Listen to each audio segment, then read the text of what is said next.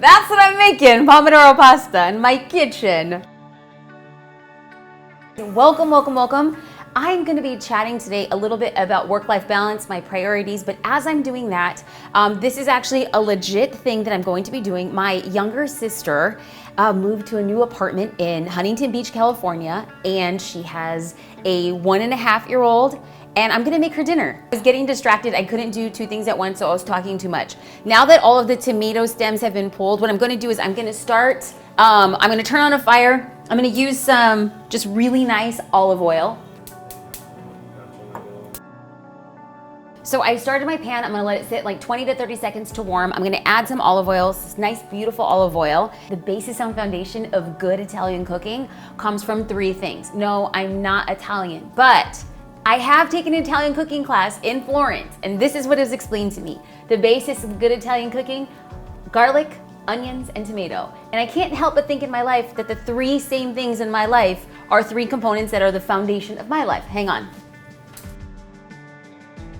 I put about 2 tablespoons of olive oil. I'm gonna let the olive oil heat, and then what I'm going to do is I'm going to get my finely chopped onion and garlic, and I'm gonna put it in the pan, and I'm gonna let it brown. It's the browning component that's actually gonna make the biggest difference, because it's gonna bring out like sweet components to it. Hey, which is a good parallel to life. When things take time, the sweetness comes out. Hey.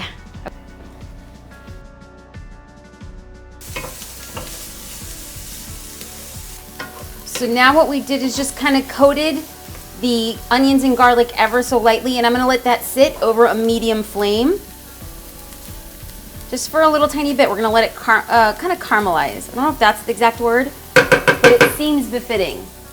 So once we let that caramelize, I'm gonna put some salt and pepper. So I have some coarse black pepper, just sprinkle it atop. I have just a tad bit of salt. And the reason why I'm not using as much salt as I would otherwise is because when I went to Italy, which sounds like a total humble brag, but it's actually the truth, I bought these Italian seasonings that come with like this beautiful molten salt. Let's see, we have dried basil, we have all this other kind of flavors that the lady at the farmer's market swore by. She said her grandma uses this, and so like a total tourist, I bought it and I love it.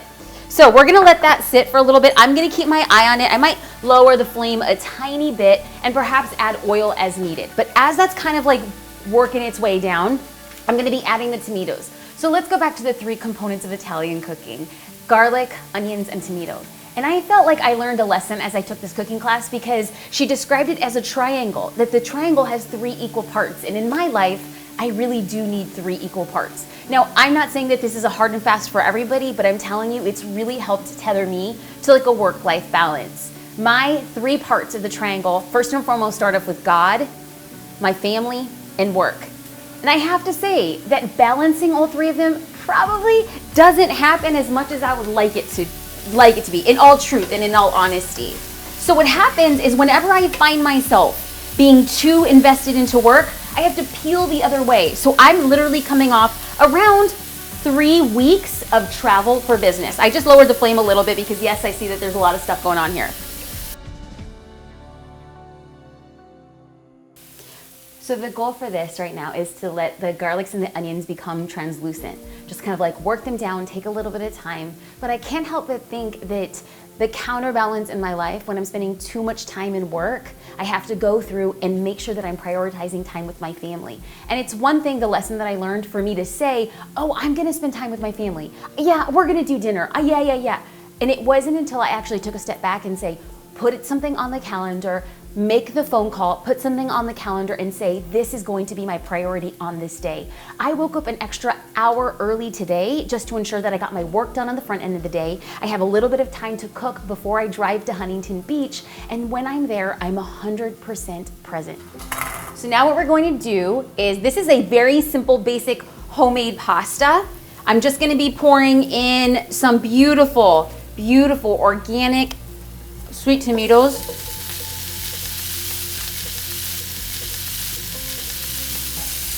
I'm gonna put these beautiful organic tomatoes, I'm gonna less them right in the top, and what's gonna happen is they're gonna blister.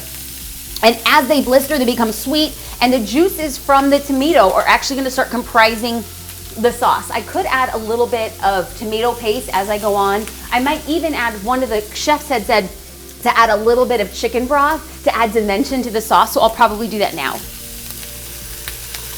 And all this is doing is expediting how quickly the tomatoes blister and kind of give like a robust flavor to them. So I'll keep my eye on them, but as we're chatting, the main thing to walk away from, the thing that I noticed was that I didn't come to this place in my life without having like a reckoning.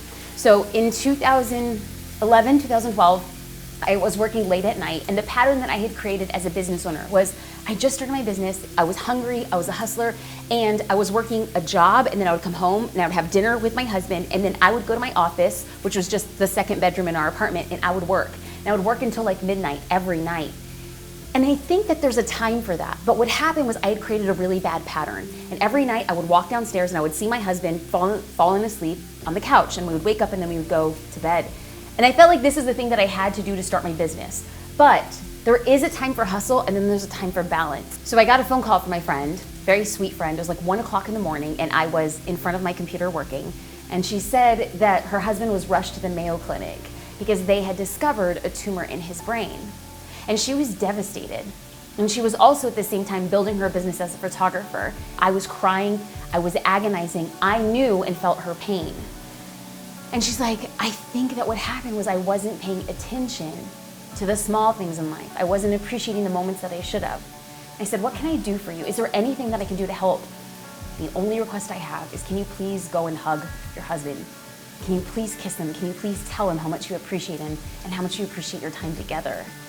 And I have to tell you, it like hit a nerve with me, because I felt myself crying, and I was crying for her and her situation, but I was crying because I was ruining my relationship. I was choosing my job over my husband.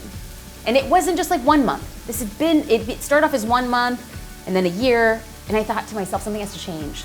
I walked downstairs, I sat on the couch, and I said, I am so sorry.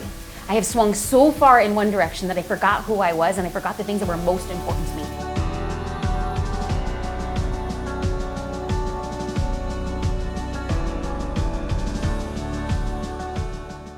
So I know it probably feels a little silly that I'm trying to equate like work-life balance with like the 3 tenets of Italian cooking, but I'm just gonna deal it to you straight. It's pretty serious.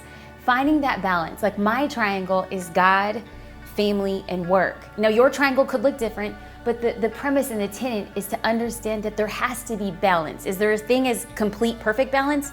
Probably not. I'll deal with you straight. I don't have perfect balance, but I do know is like when I run really hard in my business, I gotta peel it back and run really hard in the direction of my family, and run really hard in my relationship with God.